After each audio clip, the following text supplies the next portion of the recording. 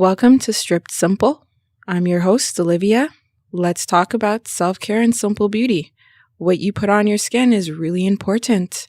I'm going to give you some ingredients, and what you do with them is up to you to decide. Mix and match as you desire. You are your own alchemist. Simple care, simple ingredients, simple beauty.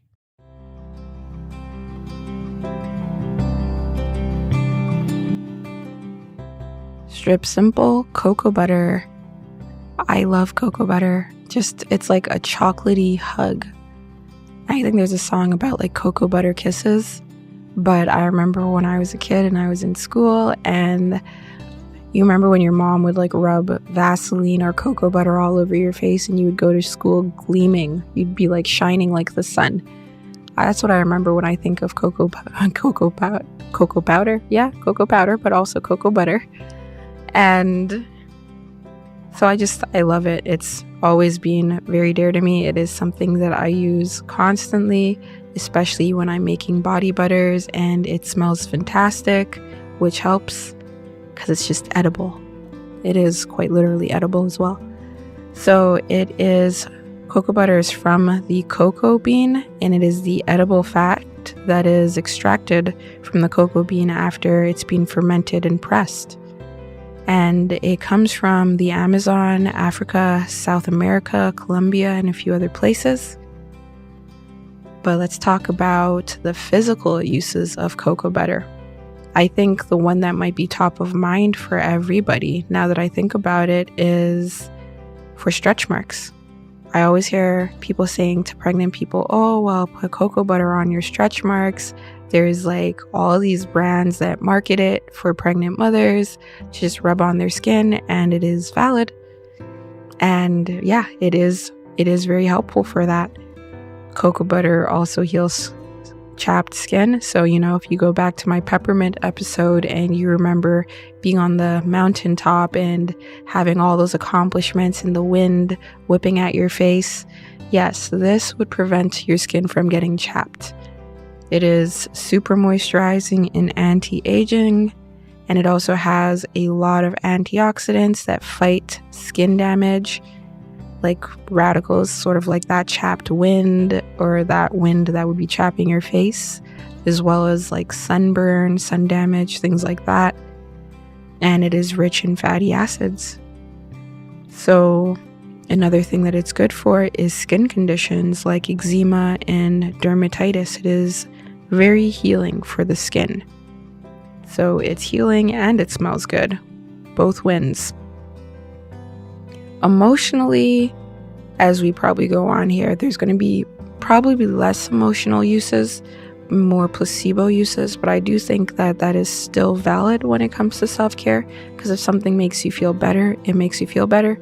It doesn't necessarily always have to be scientifically proven, and this placebo effect is scientifically proven.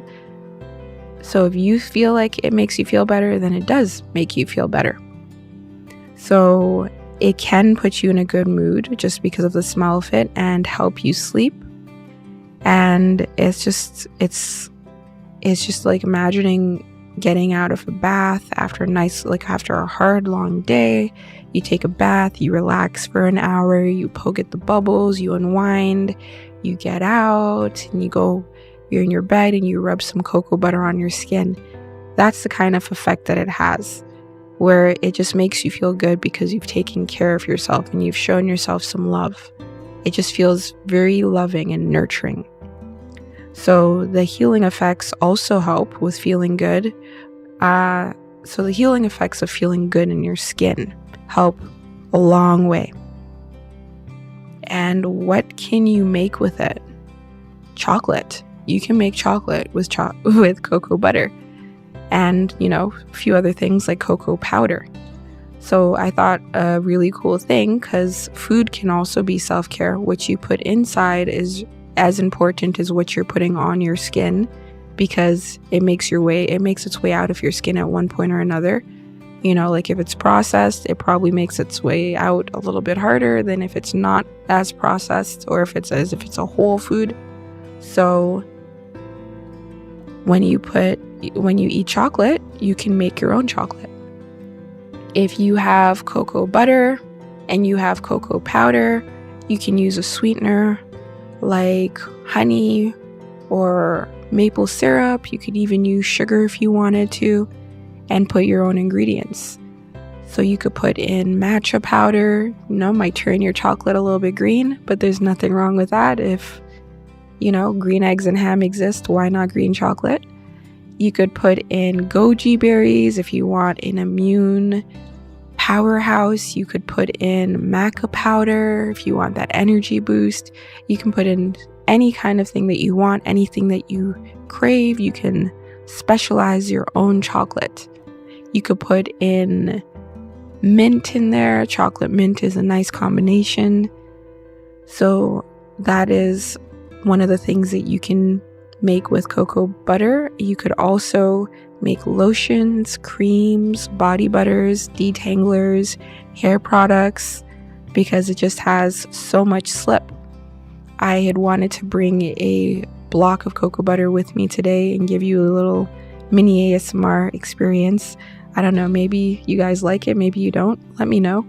And unfortunately, it is not here with me, but it is one of those solid butters, and they are different consistencies. For example, shea butter is a lot softer. You can pinch it off and just, spread it in your hands and lotion yourself. Whereas cocoa butter does melt a little bit under body temperature. So if you rub it in between your hands a little bit first, it will melt and then you can use it. But it is a lot harder than shea butter would be, or mango butter, or even it's one of the harder butters, and you can actually use that to solidify other bombs and things that you're making.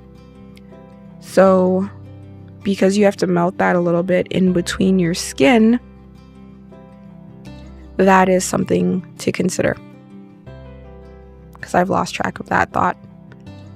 So when was cocoa butter discovered, or when was the cocoa bean discovered?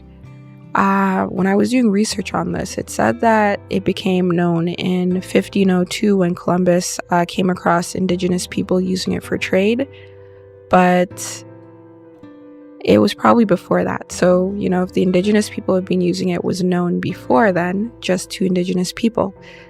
So I'm going to say that it has been used and it was discovered by indigenous people first, and that they used it for its healing properties on their skin and their hair, and as a moisturizer. And a really cool thing is that most of a cocoa bean can be used, so there'd be less waste. The cocoa bean shells, for example, after it has been used, can be used for fertilizer, can be used for mulch, and it can also be used for fuel, which I thought was really cool. And cocoa beans are a plant that can be harvested all year long.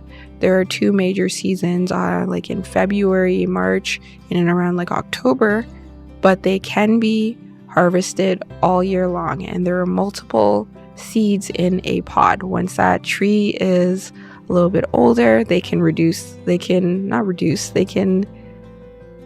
give fruit that have 40 to 60 seeds in a pod, which is really, really cool.